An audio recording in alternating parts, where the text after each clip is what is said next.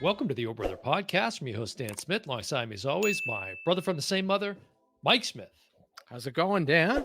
There you are, right Oh there, yeah, that's my mug. right there on My chiseled jaw. my Look, I'm on the chesticles. wrong side, but you're on my shirt too. Yeah, I gotta say, getting a lot of skin action. You might want to, button up a Mm. little bit over there.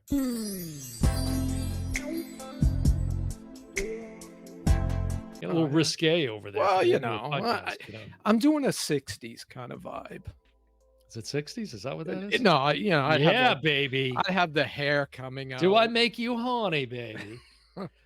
So That's hey, another episode. That's another episode. Yeah. So we're back. We're gonna this is one of those where there's a reason that will become evident right away as to why we haven't talked about this till now, but I'm surprised we haven't discussed the movie before The now. movie and the directors. Yeah, which of course we're taking a dive into the Fargoverse, the Fargo universe, which was of course established by the great acclaimed duo Coen brothers.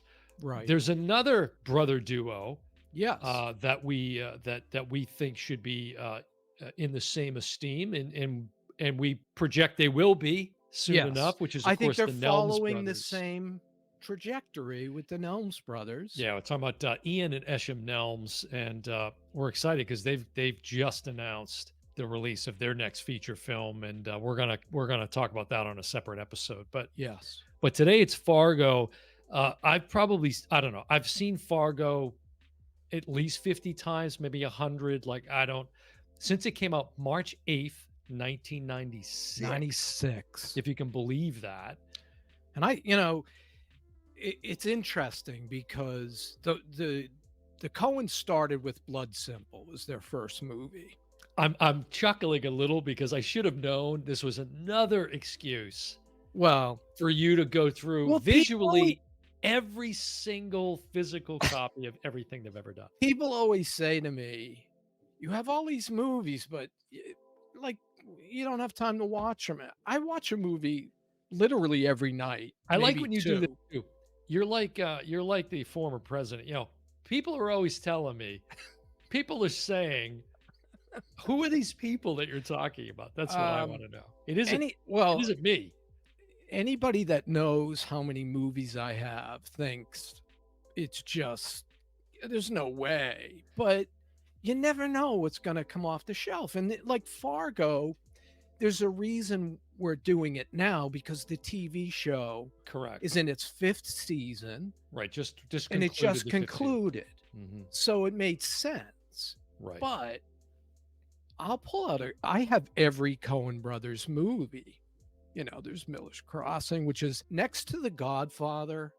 I believe this is my favorite mob film. Yeah, and contains one of many connections between both the series and the film that we're going to talk about. And before we get to the TV series, let's talk about the movie. Yeah, so let me mention. I just wrote a couple of notes that I made about it. So the budget on Fargo. Now again, it's 1996. Okay? Right. I'm not long out of high school at that point, but the budget $7 million. The box office a little over 60 million bucks, which is huge because it was only at the max. It was only in 400 theaters. Was it that many? Actually, I didn't even know it was that many. Well, okay. it started lower, but then as the buzz started to build, right, it got to 400, which was for them huge. And it wasn't right. It wasn't one that needed legs. It was critically acclaimed and well received from the jump, pretty much. It's their first Oscar win. Yeah. And of course, well, it was nominated for 7 Oscars. Right. They walked away with, of course, original screenplay, as they should have. And then also, of course, Frances McDormand who played Marge, got Best Actress. One of, how many does she have now? 3? She has 2, I think. She won for the the billboards, something, or right? You're right. I think she has 3. I think she has 3. Because the last one we covered, we did that movie Nomadland. Thank you. I think she won for that. So yeah, she's probably the only one with 3. I don't think even Meryl Streep has 3. Now the brothers have won. I forget the total. Like, have they won They won Best Picture for No Man, No um, Country for Old No Men? Country for Old Men. Right. I don't know where you were going with that. They won for Barton Fink too. I know. They did. I They didn't did. think so. Yeah, they I did. thought their first Oscar came with Fargo. Yeah. Let me see. Go ahead, and I'll give you a Yeah, and Barton Fink was it's yeah. kind of a crazy film. Oh, here we go. So they've been nominated. Okay, the Coen brothers, Joel and Ethan, we Right. should say, they have been nominated for 13 Academy Awards together and Mhm. individually for one award each. They both won the screenplay, as I mentioned, for Fargo, Mhm. and best picture, best director, and best adapted screenplay for No Country for Old Men, which you mentioned. Yep. The duo also won the Palme d'Or for Barton Fink in the '91 Cannes Film Okay. Festival. Maybe that's what I was thinking That's about. what you were thinking That because might I have been knew it. they hadn't Yeah, won an yeah, Oscar. that's what I was thinking And about. Yeah. before Fargo was Hudsucker Proxy, which really tanked. I like the film. I have every one of their films, by Tim the way. Robbins, right? Tim Robbins. Yeah, the And great Tim Robbins. it was their first quirky, well, no, I shouldn't say that. The first film I saw in the theater of the Coen brothers, Raising Arizona. Raising Arizona Yeah, in with 1994. the great Nicolas Cage. And no, it was 96. It was right before Fargo. Oh, well, far the same year. I think the same year, like on different, Gotta look that up. yeah, different ends of the spectrum. Yeah, yeah, check me on it Gotta to look make that sure up. I'm Yeah, right yeah. because I know I was in Florida Uh huh. at the time. So it might have been 94 now Yeah, that I think about that it. sounds about It might have right. been Yeah, 94. yeah, yeah. So so Hudsucker Proxy No, no, no, you're tanked. way off. It's 87. Oh I wow. knew like 90s didn't sound right. Yeah. Okay. Blood Simple was 84, which was, of course, their first Their film. first, well, they had a couple of shorts and then Yeah, but that Blood was their first Simple. feature film. First feature, and Then Raising it Arizona got followed that. acclaim. You Yeah, know, it did get acclaim, yeah. but didn't win anything. And really, I think No Country for Old Men is when they became household names. But in No, between no, no, that, no, no. you think What? Fargo? You think Oh, Fargo made absolutely. them? And if not Fargo, absolutely The Big Lebowski. Right, Without right. question, The Big But Lebowski. did I mean, that? they have conventions. I know the Lebowski The Fest, dude abides. The dude and abides. but I thought that one rolled.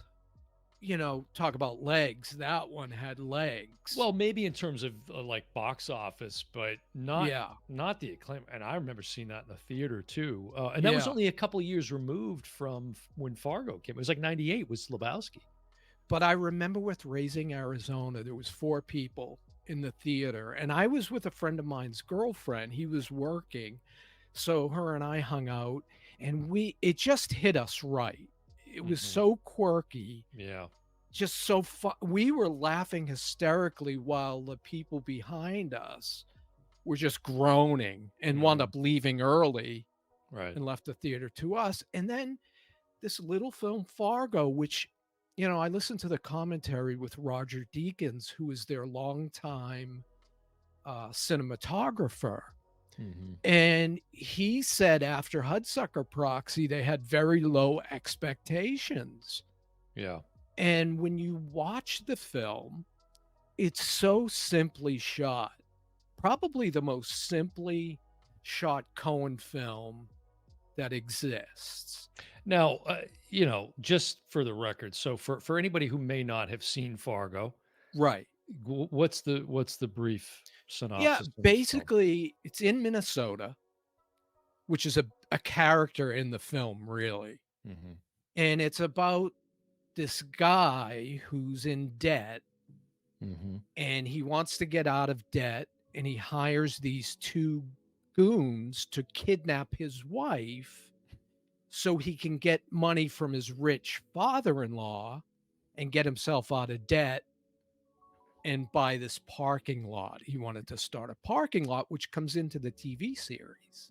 Yes, it does. So that The anything you parking wanna lot add to king that? of Minnesota. That's right. Anything you wanna add No, to no, that? that's great. Okay. That's a good no money, no Gene.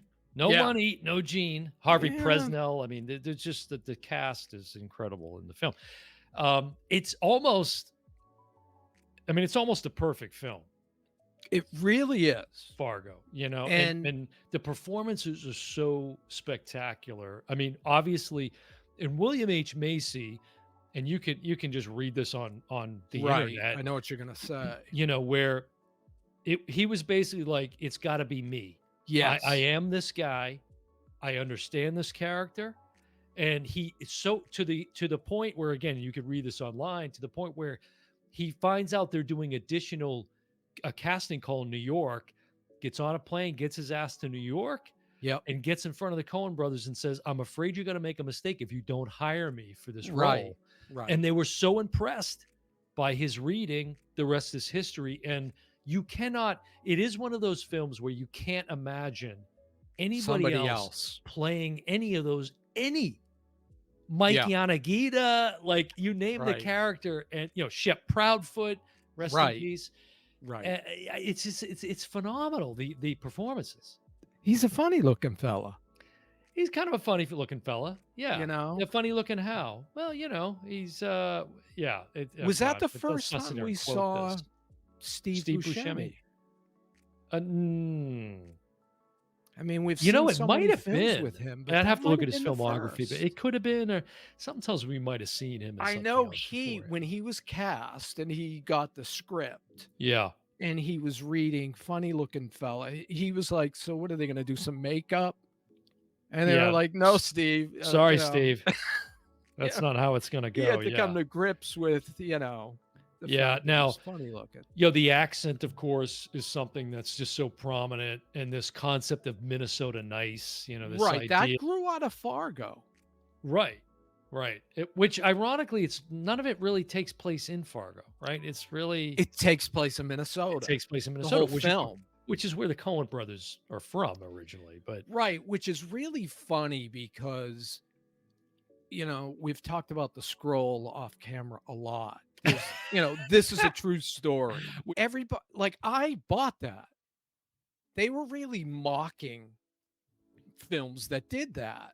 well, yes and no, I know what you're gonna say. There right? is bits that are It's like true. become an urban legend now. Right. Whether or not, and what you're talking about, you should say, because you're talking cryptically now, which is this whole the kind of opening title sequence where it says this is, the following is based on true events, etc. Mhm. Right? You can fill in the rest.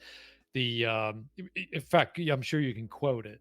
Yeah, the names have been changed out of respect for The the, out of respect for the dead, the rest has been told exactly as it occurred, right. and they do that in every season of the TV series as well. Correct. Right? Noah Hawley, who is the director and writer of most of the TV series, I think he's Yeah. written every episode. I I had might be possibly, wrong. possibly, or co-written at least. Yeah. And I mentioned Legion one time. Legion Hmm. is a great series that he does, and he's except for the first, he wrote half the first season. The Yeah. rest of Are it we? Are is we? written. Are we? We're not getting away from Fargo the movie just yet, are No, we? Okay. no. Okay. Because there is a couple of things in there that are true.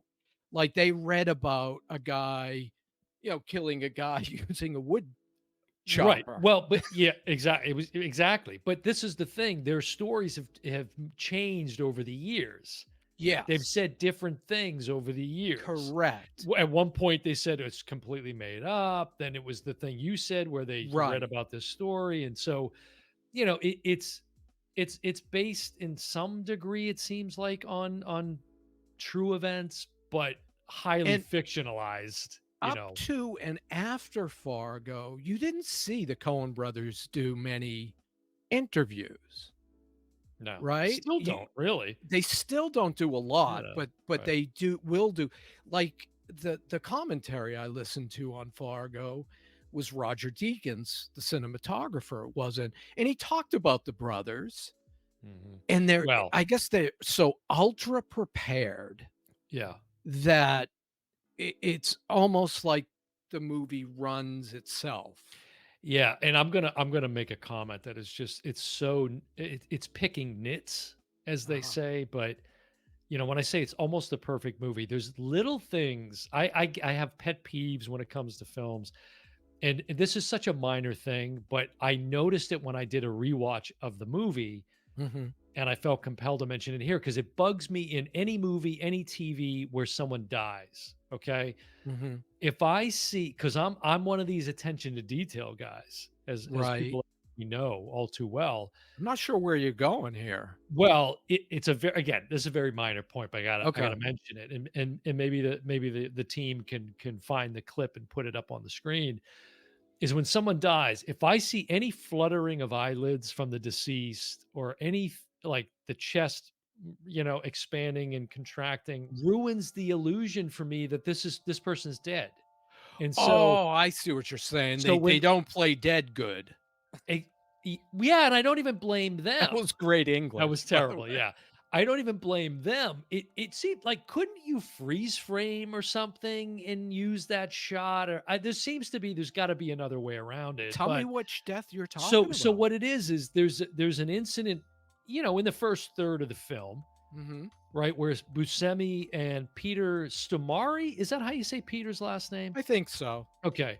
Who is just, again, he's brilliant in this film, Barely speaks intimidating as hell, but he's in it, and him and Buscemi are the two goons that Macy hires, to um, do the to kidnapping. do the kidnap. They end up killing a state trooper, Mhm. right? And as Buscemi, at the direction of his fellow goon, um, uh, Oh, mama. yeah, oh, daddy, yeah, Oh, daddy. he's trying to clear the trooper off the road, Right. right?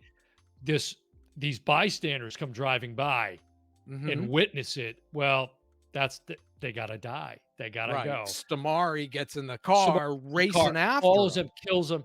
So fast forward to when Marge Gunderson goes to investigate the crime with Lou, Correct. Deputy Lou. And they're frozen. Right. She's overlooking one of the bodies, and you can see the eyes moving. Ah, Again, it's such a I haven't nitpicky caught thing, that. but, when you've seen the film so many times, these are the kind of things Right. that I'm you surprised right. given how And when many you times don't I've have seen much it. of a social recreational life outside of, that of work, then this is what you do. Hey, I have a New Year's resolution I didn't share with you on our No. first episode back. I'm gonna get married this Happy New year. Year. Yeah. Hey, Okay. happy New Year to you. Enough of that in the last episode. But I'm getting married this year. Mm. So you're Say more. welcome. You're welcome to join me. Remarried? No, married. Wow, there was some real silence right Yeah, there. well, I was like, remarried to who? No, well, yeah, not remarried, but married again? Yeah, yeah. Okay. To So, this lucky person's name is? well, she doesn't know yet, so I don't want to blow the surprise. So when I ask her, you Is know, this a bit that you're setting up and not gonna pay off? I'm totally lost. yeah, This basically. is like the No, Fredo bit that I didn't I'm just understand. teasing it out there that it's my New Year's resolution not to be alone anymore and antisocial. Okay, obviously, you've got some side chat going on with somebody who watches the show. I don't know what's going on, so you put No, me in a very awkward situation. no, it's just I'll let you know as Is the it time. Marge? No, as the details come in, I'll let Okay, you I know. let's move on. You're All right. really I'm getting So annoyed by this. anyway, you watch the movie. There's one scene that really you could pluck out, okay? And it's become kind of a signature in the TV show. What's And up? it's the Mike, you said his name, M Mike Yana Yamaguchi. no, Is it Yanaguchi? Yanagita, Mike Yanagita. Yanagita. Mike Hey, Mike Yanagita. Yanagita! Hey, Yeah, Marge, it's Mike Margie Yanagita. Olmstead. Yeah, Yeah, Margie, I saw you on TV. And right. and and it's this hysterically funny scene. And I'm not sure why. Yeah, and I don't think I believe the actor really didn't know why, but the Coen brothers just found him so humorous in the Yes. scene that it worked. And it's one of the most memorable Describe the scene. sequences. Describe it. Well, so Marge is in bed. She gets this call from an old time high school Yeah. buddy, Mike Yanagita, Yeah. And, I'm glad you brought this up, though. I want to explore this for a second with you Okay. Okay. because there's something going on here with Margie we need to talk about. But so, long story short, she ends up meeting him in a restaurant at a hotel For lunch. for lunch to catch Yeah, up, right? Old friends. right. Margie's this nice human being, and so she meets with him. And then you come to find out he tells this lie about his wife died, and he's so lonely, and he clearly wants to get it on with Right. the He chief. sits next to her in He the sits it's a next to her. booth, Correct. and he goes over and sits and puts his arm around her. That's right. And he's That's like, right. "No, I think you should sit back there." Yeah. And he goes, "Oh, I'm so sorry." She, no, no, no, just so I don't have to turn my neck because she's pregnant. Right. So she uses that She's as, 8 as an months excuse. pregnant. Right. And so, anyways, this is back and forth, and then there's just awkward silence, and then the scene ends basically. But what I found interesting about that, first of all, that she meets with him. Right. She's married. She's meeting with Right. this guy. Not that they had a thing in the past, but still. Right. But more to the point, if you notice when she shows up at the restaurant, she's checking her hair. She's kind of fixing, like, why should Yeah. she care about her appearance? Right. Unless in some way she's wanting to impress this guy or something. I don't know. I Right. might be reading too much into that, but Maybe. yeah. But it's a superfluous character that has no business being in the movie, quite frankly. But it's Right? but the movie wouldn't be the same without it. No, because and again, But this you're right. movie It does nothing to move the story correct. forward. Yeah.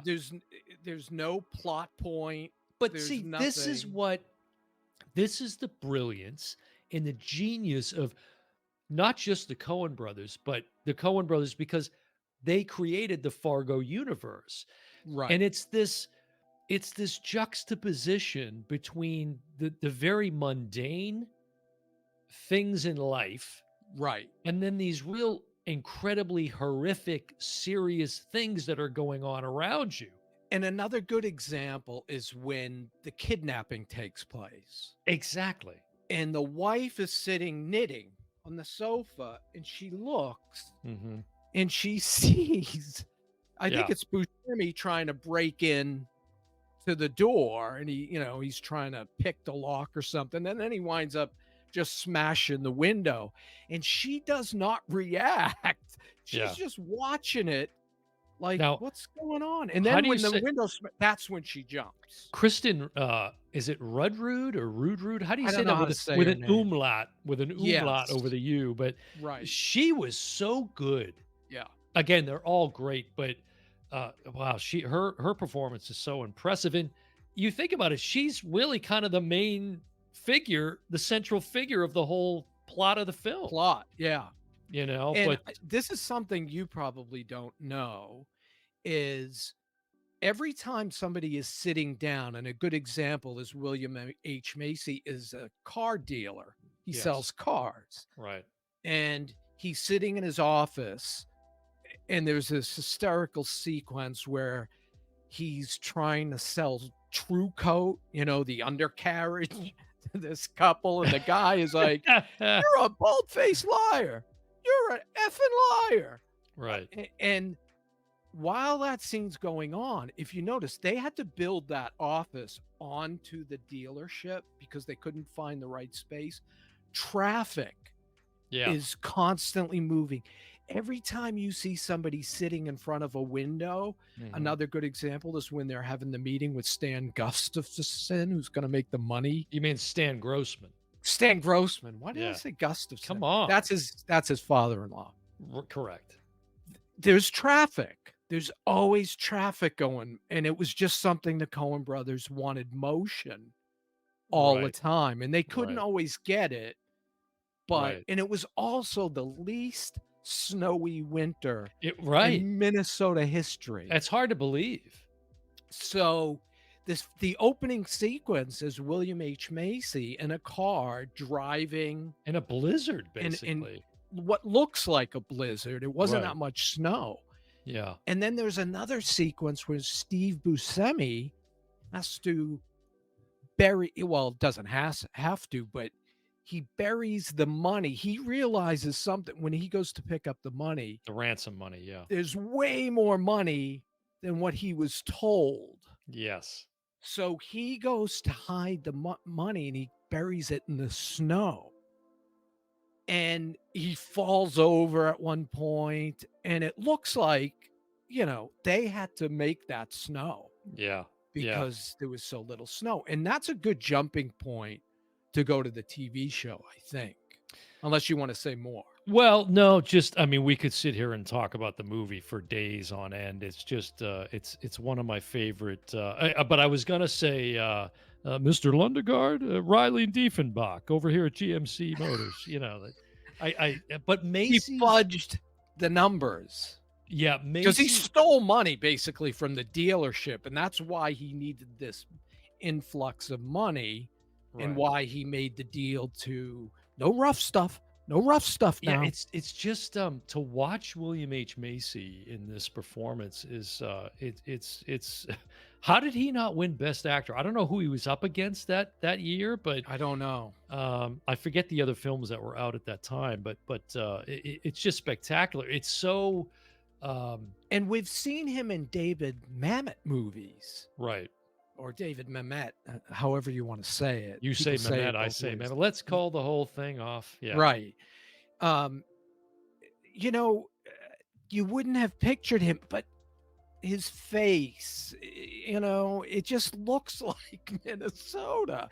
It's well, just crazy. it's this this like where he's playing this very kind of ingenuous side of the character, but also like meanwhile he's involved in this very diabolical scheme with Right. the about his killing his wife and Right. but he Well, he doesn't think she's going to be hurt. well true exactly what heck you mean what the heck you mean Blood has been shed, Jerry. yeah Blood has been we want shed. now want the entire 80,000 Jerry it's just anyways Wait, I I got said no. This was a no rough stuff deal, guys. A no yeah rough stuff deal. yeah I'm not here to debate Jerry I'm not going to debate yeah we can sit here and just quote the film but let's transition over to the brilliance of Noah Hawley Right. And a good way to transition is I talked about the snow Buscemi burying the snow, burying the money in the snow the and this hidden ransom money right. which yeah plays out in season 1 And he looks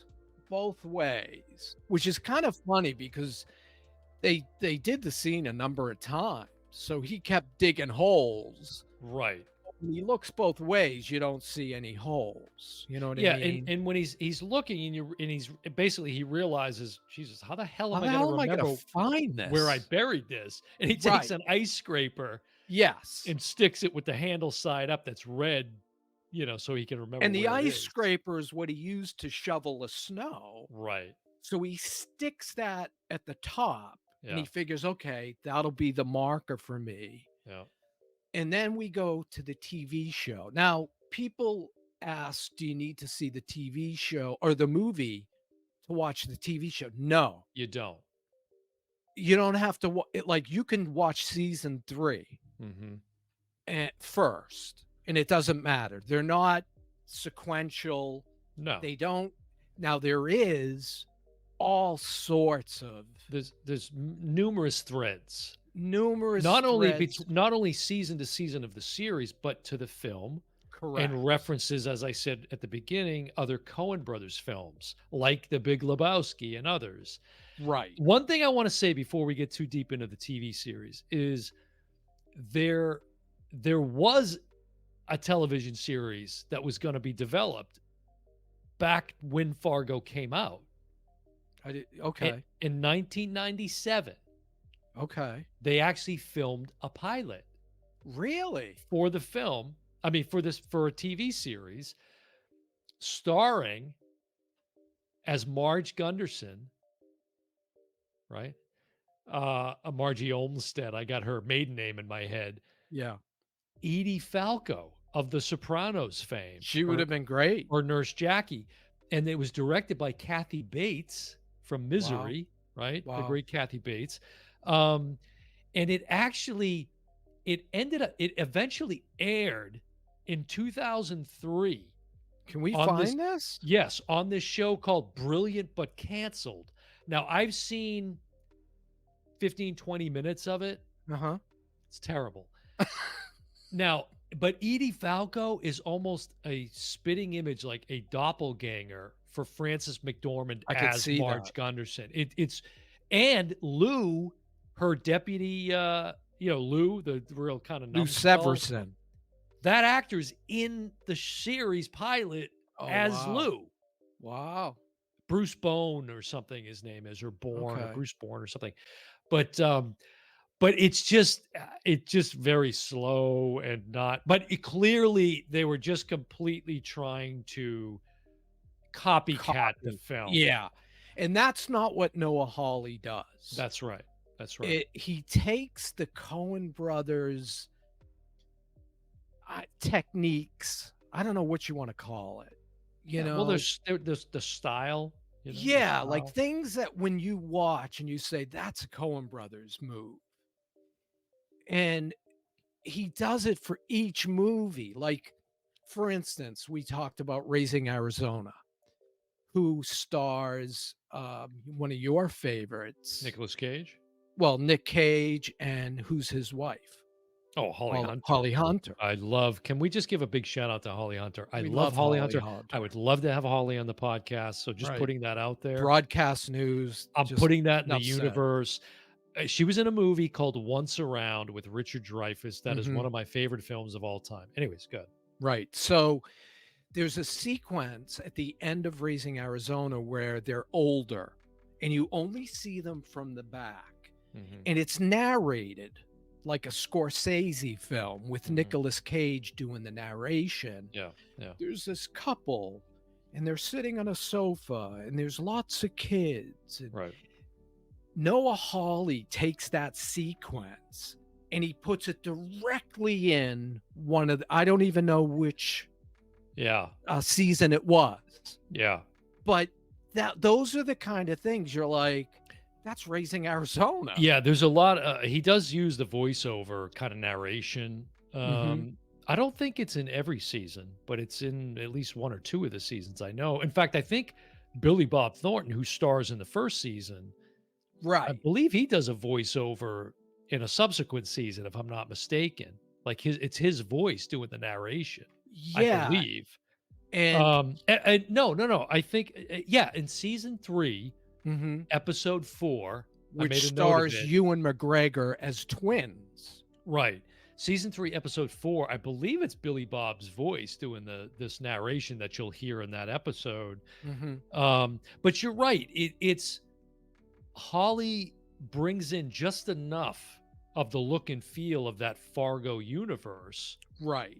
that but yet it's It's a it's totally different it's totally story. different story. Right. Right. It's it, Right. but in each one, there's kind of a quirky Mike Yamagita, Yana Gita. Yeah. Yanagita. Right. There's a character like that that doesn't quite fit, Now, right. Now and you wonder why he's there. we're not gonna go blow for blow with each No, season, it but would take us forever. there's one thing I want to make sure that I get out there, because it was one of I had to go back and rewatch The movie, no, all the oh, seasons of the series, right, which, by the way, I had seen every one of them.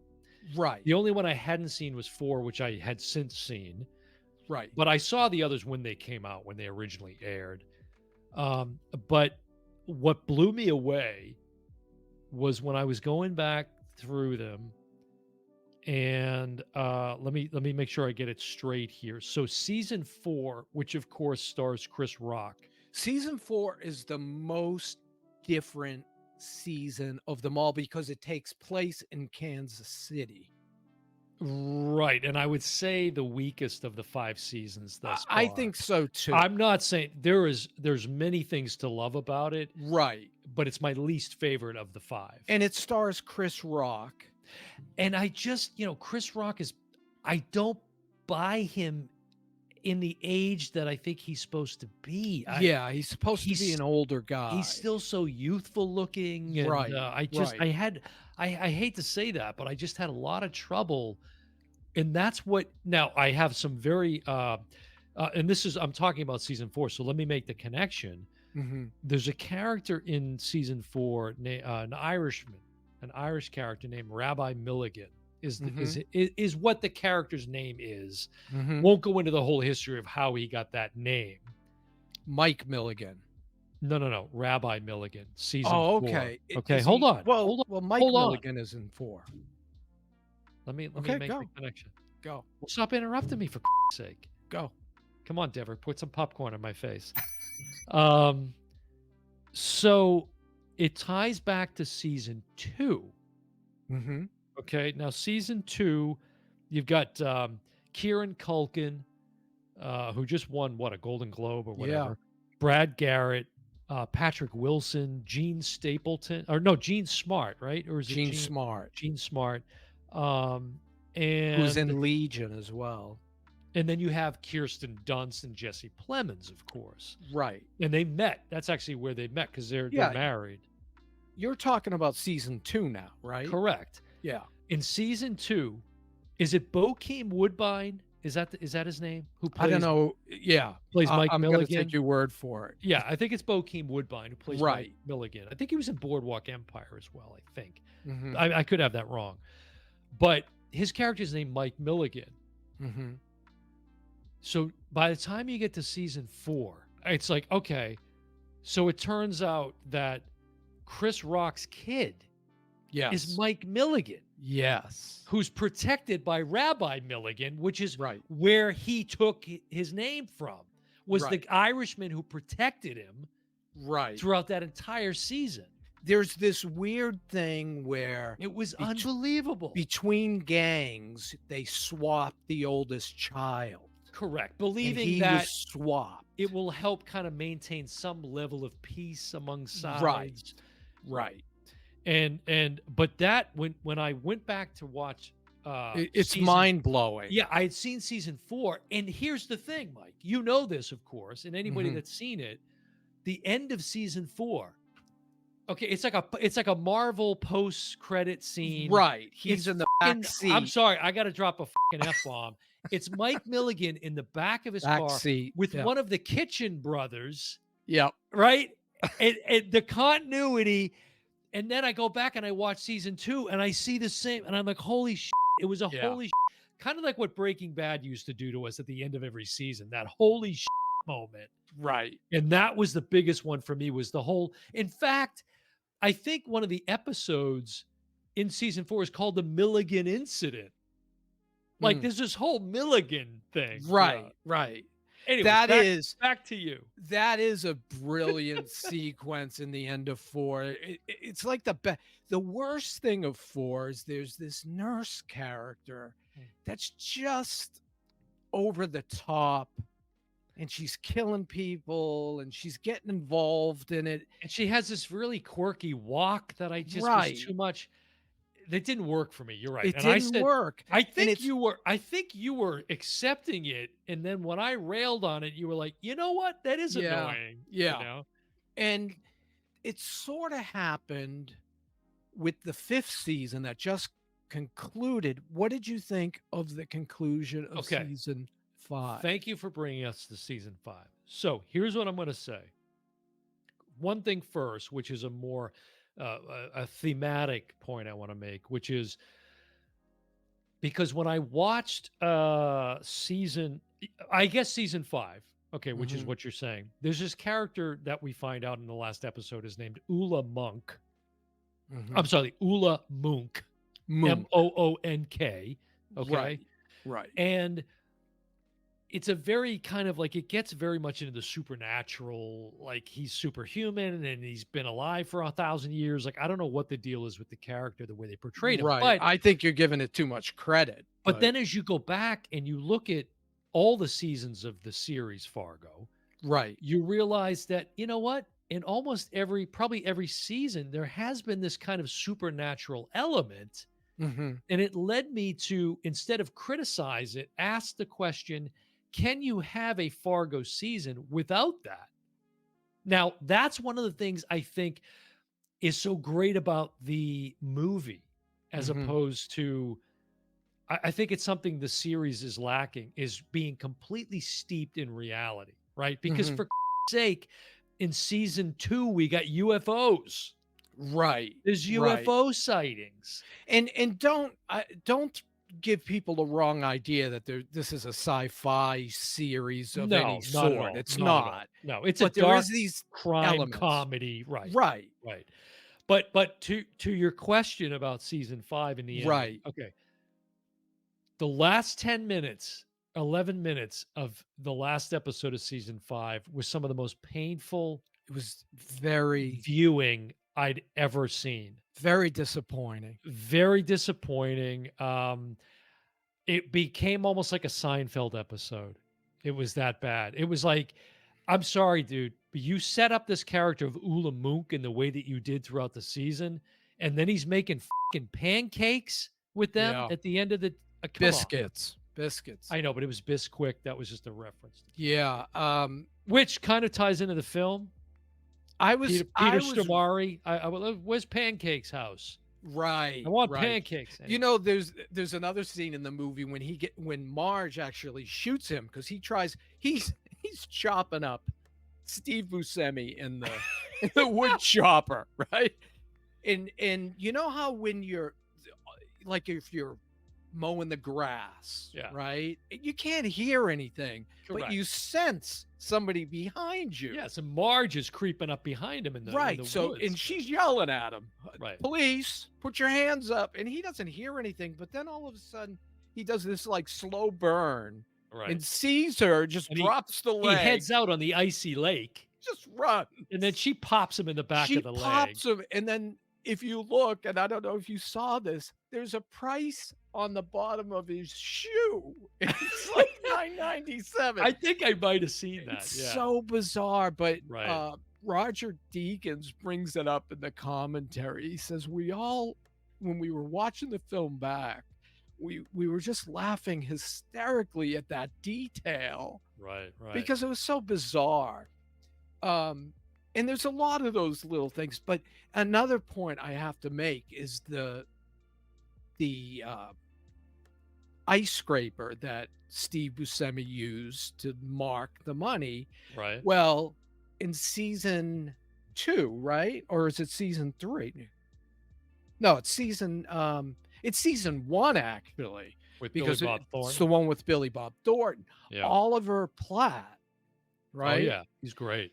He plays a grocery store owner. The supermarket king, not to be confused with the parking lot king of Right. Minnesota. Right. Right, which is in season 3 with Yes. Ewan McGregor. That's right. So, and then they reference Stan Grossman. So, They do. although you don't need to see any of the films, No. it's so delightful It is very enjoyable to see when them these all. things pop up. Yeah. I mean, I forgot Key and Peele were in season 1. That's right. They were Uh, FBI They agents. were FBI, and they were fantastic in it. Yes, The ice scraper. Right. Because Oliver Platt's driving down the street and they're moving and he's broke. The car runs out of gas. And he looks up and he's like, "Oh, dear God, please help me." And he looks to the right and he sees the ice scraper. I missed that.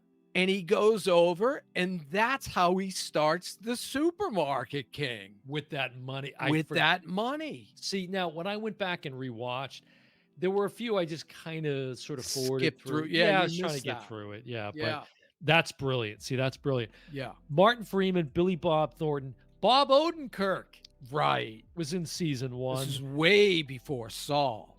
Colin Hanks was in season 1, Colin of course. Hanks, Allison Tolman, Allison Tolman. fantastic. Season 2, Brad Garrett, Kieran Culkin, Patrick Wilson, Gene Smart. Right? Is it Gene Smart? Ted Danson, who was just Ted brilliant Danson. in it. Nick Offerman, I forgot, was in that. That's right. That that's season. right. And the president from Homeland. Here was the weird thing: you had Gene Smart, Yes. and I forget the actress's name. Apologies, maybe they can put it up here. Who played? She was the president in Homeland. Right. So you had 2 actresses in the same season who both played presidents on other series. But anyways, yeah, that was it's a weird. Yeah. The Danny Boy. Do you want Mhm. to make that connection between Miller's Crossing and the series, the Fargo You series? better do it because I'm not. Well, it was in, season 2 with Mike Milligan. There was a whole damn it's not worth going into. Okay, okay. Season 3, you mentioned Ewan McGregor, Carrie Coon, Right, who we've talked about with fantastic. Ghostbusters. That's something I wanna bring up too, is the Marge Gunderson character. If she tweaks that anymore, it becomes a caricature, Yeah. right? And it probably doesn't work, but she's just smart enough and just quirky enough, and I think the ending sequence when she's in the car and she's got, um, the bad guy in the back that she Mhm. shot, he's got Peter the price tag, Stormare. Yeah. Stamari, and she's saying, "All this killing, for what? For a little money." And she does this monologue that just brings her character into the real world. It's not like this Again, peculiar thing. that's kinda what I was talking about at the beginning. That's the genius of the Coen brothers is Yeah, they it's this hybrid thing they can do with marrying right. those 2 things, the peculiar, the ordinary, you know. Season 3, I wanted to mention, Mary Elizabeth Winstead is fantastic. Fantastic. She's also, most recently starred in the Ahsoka season 1 on, Disney Plus. Geez, I don't even So you didn't put remember that her together. from it. She's No. the, Twi'lek that, Oh, was of the great, course, of course. commander or Yeah, whatever now her I name is. see it. Yeah, Now yeah. I see it. The deaf character Right. from season 1 shows up in season 3, Yes. who Yes. ends up joining forces with Mary Elizabeth Winstead or Nikki Swango, I think was Right, her Nikki character's Swango. name. Wow, Yeah. that's a good one. Now, Nikki, her character, Mary Elizabeth Winstead's character, Is there's a on sequence. probation. Yeah, and there's a sequence where she ends up at a bowling alley, Mhm. and Right. it's now is that at I'm gonna assume that's the same bowling alley as was in The Big Lebowski It when we could be. see Sam Elliott asking for a sarsaparilla, you know, Right, right. and you have a character very similar Yes. who may be real, maybe not, maybe he's a figment S of their Right, imagination or sits something. next to her. Sits next to her, gives her a kitten who is like a reincarnated Ray, who is played by Ewan McGregor. Right, right. It's It just, it's weird. it's so bizarre. It's so bizarre. Also, I do Billy. want to mention one thing. Yeah, go ahead. The Ewan McGregor of all the quotes and all the lines and all the seasons, there's Mhm. one that stood out to me that was so like, wow, that writing is so good. And it was maybe Noah who wrote this I'm line. sure it was. It's Ewan McGregor who's, he's a very, like you said, he's the parking lot king. He's very well off. Yeah. He's in a precarious situation in the season, and his brother Ray Mhm. isn't so well off, and it creates Right. this tension in their relationship. And as the season goes on, Ewan McGregor, what's it's Ray and what's his name? Do you Oh remember god, I the two can't believe brothers? it. Yeah, I Terrible, you don't just know. yeah, I Okay, can't believe I don't know it. but he's starting to feel some remorse Yeah, and over his brother's lot in life and thinking that maybe he should have been for him there for him in a different way, whatever. right, And he ends up, no spoiler alert, but he ends up accidentally killing right. Ray. He goes to make peace He goes to make peace, yes. because the whole split between the brothers happens over a stamp. Which, let's go to the movie. Marge's husband, Is a stamp drawer. He Norm. draws stamps. That's right. And I think Norm created a 3-cent stamp image. And I think Correct. in the stamp in season 3 is a 2-cent stamp. I believe that's correct. But Yes. we'll ask the fact checkers. But so yeah, he ends up killing him accidentally. Okay. And Right, when he's being questioned by the police over right. this, he said Carrie Coon, I think, is who is talking to him at the time. Mhm. This is the quote: 30 years I've been killing him. That's just when he fell. That's a great line. That is a great Yeah, that it's is a a great great line. line. Great Great line. line. And there's a lot of them. I There's a mean, lot of them. Yeah. Yeah. Billy Bob Thornton was perfect for the Thurton. first season because he He was was so in good. Man Who Wasn't There, That's right. Coen That's right. Brothers movie. That's That's right. great. If you want to Yes. see, if you like film noir, Black and see white. that one. Yeah. Yeah. And they needed somebody like him to give the TV series some credibility. But the other cast. Now, one thing I'm going to ask you, because I think the Marge Gunderson character is in every season, and Yes. there's literally a pregnant sheriff now in the last season. Who's the woman who plays the I'll cop? get it. Yeah. In Okay, season 5, you in mean? season 5 that just Yeah. wrapped up, Because you there's mentioned Allison Tolman. right. Allison Tolman's pregnant. Right. She's a cop. Carrie Coon. Carrie Coon is pregnant. She's a cop. Well, wait. No, Carrie Coon wasn't pregnant. No, no, but her character in the character in season 5 are both Mhm. wearing clothing that almost makes them look pregnant. Is it Oh, jeez. I look at I'm doing the oh, jeez. Oh, yeah. Oh, Oh, you oh betcha. geez. Yeah. Oh geez. I'm looking to see if I want to make sure I get the right actress here. But go ahead, continue with your point. Anyway, I think that's on purpose. I think they purposely kind of bulk them up because the woman in season 5 is Oh, it's not her. Okay, I have it. It's so her name is Risha Morjani. okay. Wow, she's so familiar, but I don't know that name. Yeah, Risha She's Mor. such Yeah, a familiar actress. I know I've seen her before. yeah, Um, but anyways, she's not pregnant, but she's always wearing a parka, which everybody yeah. in the Northeast Right, or right. But what's your Midwest knows point what. about the chief I just character? think that Marge is kind of this supernatural character that is a thread through everything. If there's one thread. Well, I think it's what Marge represents. Yeah. It's what Marge represents. Now, I have to say, before we wrap up, I have to give credit to this one actor from um, what season? He played VM Varga. Mhm. VM Varga Bad guy. in season 3. He's the Right. one that comes in and basically takes over Ewan McGregor's parking lot business, Yes. right? And this guy, What's his real you're name? Because not going he's to recognize him from right. What's this. his name? Oh, he was in Harry Potter. Yeah, David Thewlis. David Thewlis. I mean, Yes. the performance is so, and the fact that his character, Is bulimic. they give him, yeah, bulimia. It's just such a quirky Cohen type thing to Right. do, Right. and it's really disturbing It's too. disturbing. And his teeth and the whole bit, it's just. But Right. if you want to see a brilliant performance, David Thewlis is just wow. He It's is I mean, and this guy's got a serious resume. This oh, guy he's is been like in a everything. and he's like classically trained. Like this dude's no joke. It's amazing. And you can watch 2 of his movies and not figure out it's him. Yeah, You know what I yeah, mean? He's yeah. such a chameleon.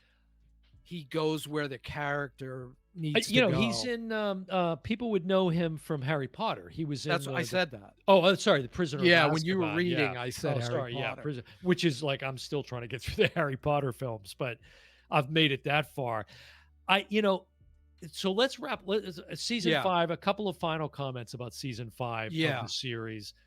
Juno Temple, of course, of Ted Lasso Ted fame. Lasso, yeah. Has been great in it. John Hamm was great.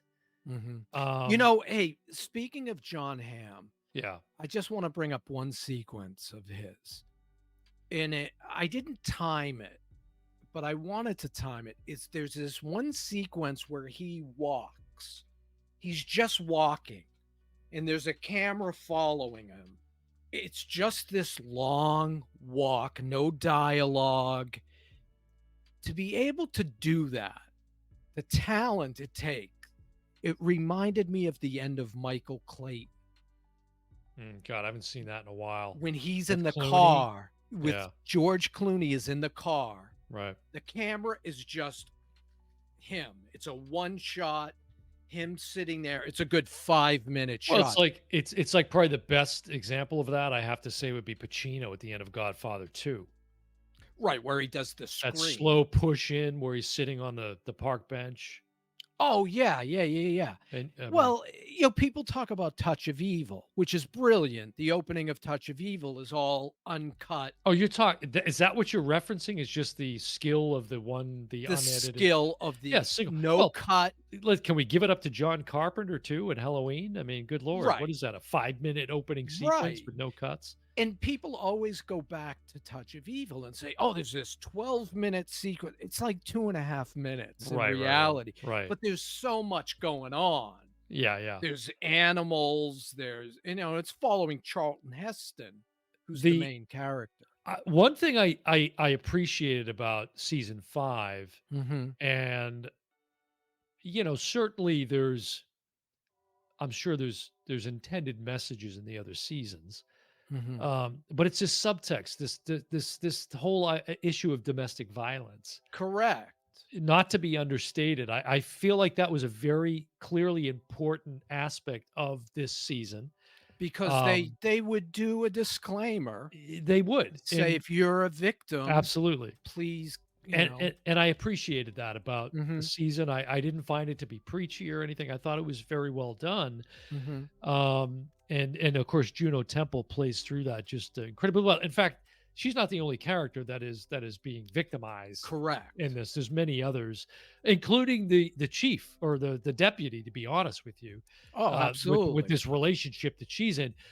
Here's a couple of final comments I want to make about it. Is um, a toxic masculinity, which we've talked about on the podcast too, is also very prevalent in the Yes, season. yes. But the character of Whit Farr, who is a deputy, again, the last 10 minutes of the last episode, he turns into Barney Fife. I'm like, Yeah, I don't like what they did with that character. I yeah. didn't appreciate it. Um, but again, I will ask, can you have a Fargo without the supernatural? Maybe so, maybe not. I don't know. But this season had way too much of that for me with that Ula Mook character, Yeah. especially with the way, if you're going to lean into it like that, you can't pay it off in the way they did. Very I disappointing. you know, this season more than any other had ebbs and flows. And there was at least one show where Juno Temple, who's really the main character, everything's revolving around her. Mhm. She's basically she married John Hamm, or was forced into marriage with John Hamm at 15. And then she escaped his because Mhm. he beat her, he abused her, Right. and so she's in another life in season 5. And all of a sudden John Hamm finds her and wants to bring her back. And that's kind of the premise of season 5. But there was at least one episode, maybe two, she's not even in. And it hurt. I think it hurt the flow of the series. Oh, And like I said, it was ebbs and flows, and it was on a good flow the last two shows. yeah. And then we get to the final show, and all the stuff that they need to pay off, they do it in 10 minutes. Mhm. The first 10 minutes, everything's wrapped up. I don't know about you, but I was sitting there going, okay, what are they going to do for the rest of this show?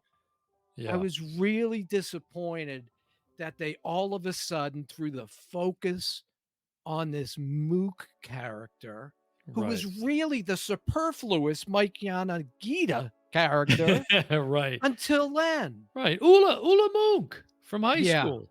Like, Yeah. why bring him back? Jennifer Jason Lee, we didn't mention, what's the Right. actor's name from Kids in the Hall that starred in this as well? He Um, was good.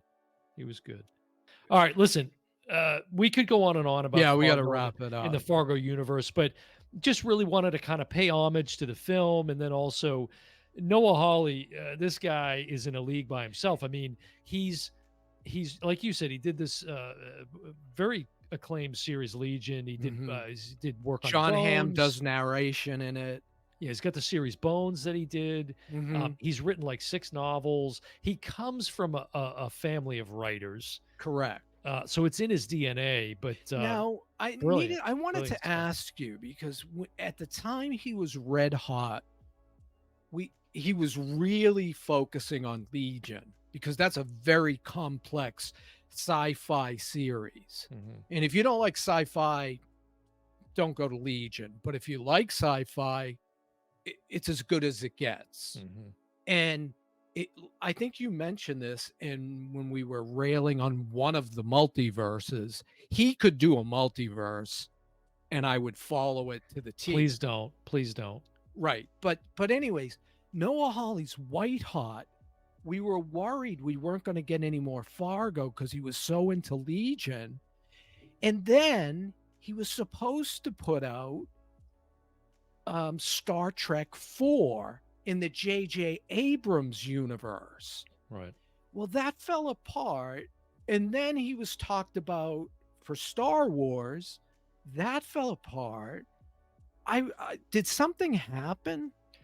Like, what's he doing right now? You talking about Noah Hawley? Yeah, other than Fargo, because Is the that not last enough? interview, well, that's enough. But the last Jesus. interview, he was talking about doing more Fargo, which I was Yeah, really I would say that excited to hear. those things that you described probably had less to do with him and more to do with those, studios and such, Yeah, like Quentin Tarantino was supposed to especially do a Star Trek Star movie. Wars. I mean, everybody's been replaced and fired from Right. a Star Wars film. So, but anyways, all right, we've got to exit We've out of gone the too long. Fargo Yeah. universe. It's Yeah. getting too deep here. But again, just want to pay some tribute to the film, the And the '96 film series. and the series. And yeah, so there you go. Deep dive into the Fargo I universe. I always wondered how much the Coen brothers have to do. They're executive producers of the show, but I don't know if they do much. No. I think It's all Noah Hawley. just having their name there is enough. I mean, in the beginning, I think they, um, they had the treatment. Maybe in the first episode, they kind of made a couple of recommendations and suggestions. Otherwise, Yeah, I think they stay out of the way because they clearly Noah Hawley knows what he's doing. he So knows what he's doing, and he knows the yeah, Coens. yeah. Well, let's hope So that we get a more satisfying I don't. I would season hate it. 6. I would hate it to end like this. As would I. Yeah. Even though It's very overall I unsatisfying. enjoyed season 5. Yes. I'd say season 4 is the worst, season 5, and then the other 3, Yeah. seasons 1 through 3. But Take season your pick. 4, I have to say season 4 was a much more satisfactory ending than was season Yes. 5. So, Yes. Oh, I agree with that. but anyways, all right. Well, that's going to do it for another episode of the Yo Brother podcast. Now, make sure that you follow us out on YouTube. Like I said at the start of the episode, you can find us on YouTube at Oh Brother Podcast, all spelled out like you see here.